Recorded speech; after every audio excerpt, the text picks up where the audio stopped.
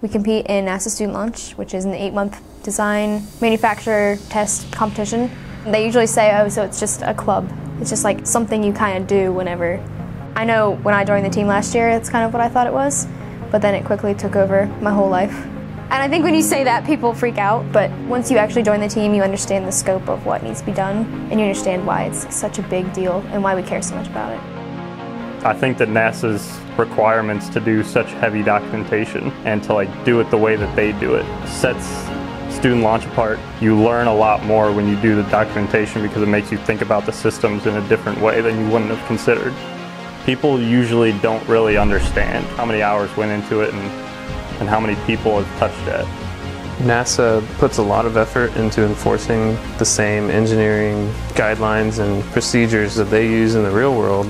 And I think that's what really elevates this project from just a fun hobby type project to a much more intense collaborative engineering project. I think rocketry in general kind of shows you what you're made of, because failures can happen in really destructive ways, and we've actually had a rocket explode on us right before competition. Oh no! Oh geez. At that point, it really felt like our season was over.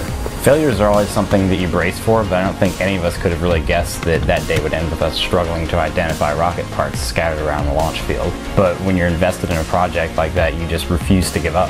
Managing to rebuild in what little time we had left was a victory in itself, but to later find out that we had actually won the entire competition for the first time was a surreal experience that I think we're all going to carry with us long after graduation.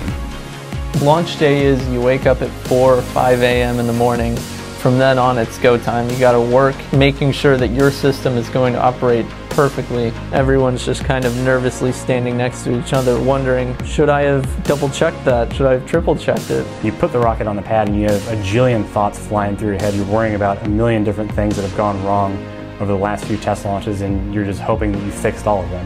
You hear the countdown and they get to 1, you see them press the button, and nobody is making a sound.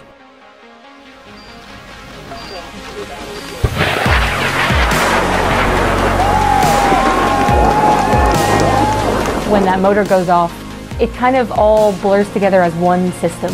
You sort of forget, I'm the air brakes lead or I'm this lead. You sort of think that's our rocket. It's just 90 seconds in which everything you've worked countless months and hours for is finally culminating. With all the documentation and the complexity of the payloads and everything else we have every year, it really requires a whole team of people to design something special.